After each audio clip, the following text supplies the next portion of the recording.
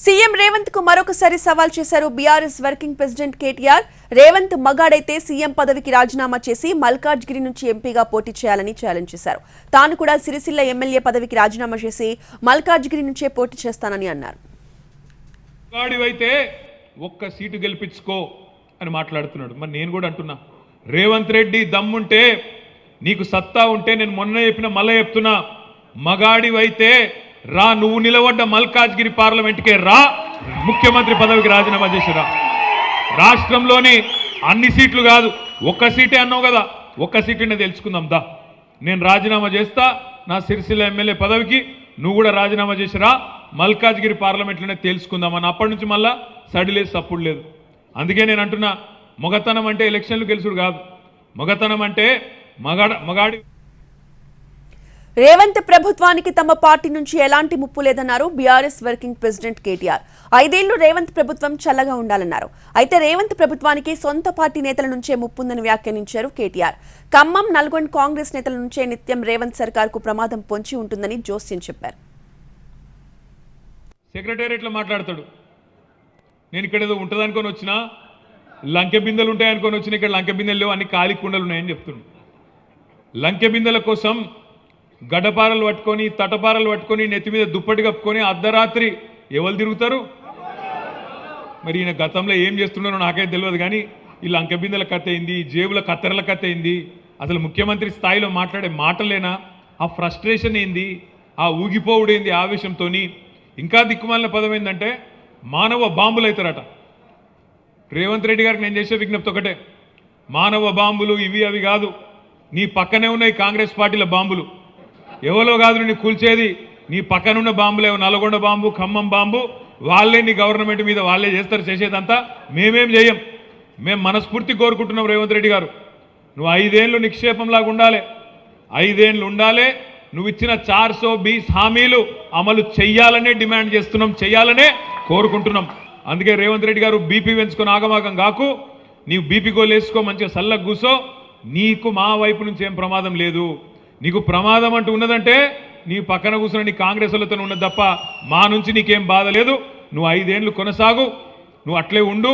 420 హామీలు ఇచ్చినావు, 1 కాదు 2 కాదు, 420 హామీలు ఇచ్చినావు. ఆ 420 హామీలు నిలబెట్టుకోకపోతే ఎంబడబడతాం, ఎంటాడుతాం, ఇడిచిపెట్టమనే మాట కూడా నేను విజ్ఞప్తి చేస్తా ఉన్నా. హైదరాబాద్ కరీంనగర్ రూట్ లో ఎలివేటెడ్ కారిడార్ కు శంకుస్థాపన చేసిన సీఎం రేవంత్ రెడ్డి కేటీఆర్ కు ఒక విజ్ఞప్తి చేశారు. కేంద్రం నుంచి హైదరాబాద్ అభివృద్ధికి నిధులు సాధించేందుకు కేటీఆర్ దీక్ష చేయాలన్నారు. కేటీఆర్ దీక్ష చేస్తే కాంగ్రెస్ కార్యకర్తలు మద్దతుగా నిలుస్తారన్నారు.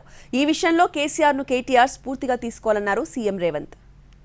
మా పోరాటం ఫలించిందంటే ఏం పోరాటమే నీ పోరాటం? ట్విట్టర్లలో దిక్కుమాలిన పోస్టులు పెట్టుడే నీ పోరాటమా?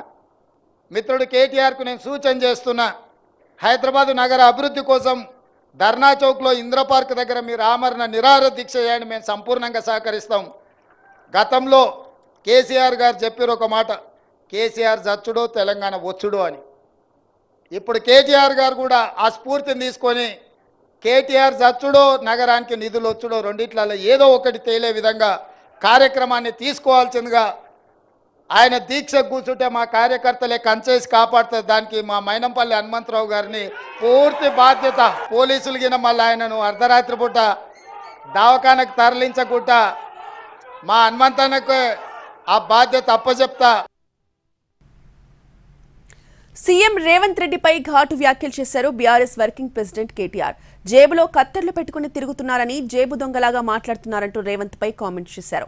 మానవ బాంబులు అవుతామని రేవంత్ అంటున్నారని, మీ ప్రభుత్వాన్ని కూల్చే బాంబులు ఖమ్మం, నల్గొండ బాంబులని మీ పార్టీలోనే ఉన్నాయని వ్యంగ్యాస్త్రాలు సంధించారు. జేబుల కత్తెర పెట్టుకొని తిరుగుతున్నా, ఎవరన్నా పిచ్చి పిచ్చి పనులు చేస్తే గొంతు గోస్తా, కడుపు జింపుతా, మీ పేగులు మెడలేసుకొని తిరుగుతా. ఇది ఒక ముఖ్యమంత్రి గారు మాట్లాడిన మాటలు. నిన్న మా ప్రభుత్వాన్ని ఏమన్నా చేస్తే మానవ బాంబులు అవుతామని మాట్లాడుతున్నాడు. చాలా విచిత్రంగా అనిపిస్తున్నది నాకు తెలియక అడుగుతా, జేబుల కత్తెరలు పెట్టుకొని ఎవడు తిరుగుతాడే? జేబు దొంగలు తిరుగుతారు. జేబుల కత్తెరలు పెట్టుకొని తిరుగుతాడు ఎవడన్నా ముఖ్యమంత్రి, ఎవడన్నా రాజకీయ నాయకుడు జేబుల కత్తెర పెట్టుకొని తిరుగుతున్నా అని చెప్తాడు. ఇక గసంటోడు మనం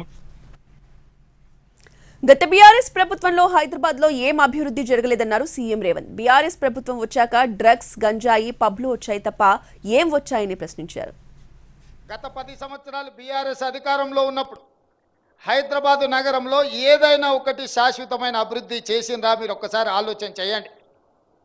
ఈరోజు నగరానికి వచ్చిన ఐటీ కంపెనీలు కావచ్చు, హైటెక్ సిటీ కావచ్చు, అంతర్జాతీయ ఎయిర్పోర్ట్ కావచ్చు, ఔటర్ రింగ్ రోడ్ కావచ్చు, మెట్రో రైలు కావచ్చు, కృష్ణానది జలాలు కావచ్చు, గోదావరి జలాలు కావచ్చు, అదేవిధంగా వివిధ అభివృద్ధి కార్యక్రమాలు ఆనాడు కాంగ్రెస్ పార్టీ ఉన్నప్పుడే, చివరికి నక్లెస్ రోడ్ కావచ్చు, అప్పుడప్పుడు సెల్ఫీలు దిగి సెల్ఫ్ డబ్బాలు కొట్టుకుంటున్న కేటీఆర్ గారు దిగే శిల్పారామం కూడా ఆ రోజు కాంగ్రెస్ పార్టీ అభివృద్ధి చేసింది.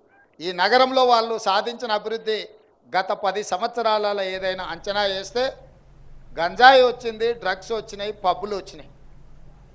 ఈ 3 పనులు తప్ప వాళ్ళ హయాంలో జరిగింది ఏం లేదు.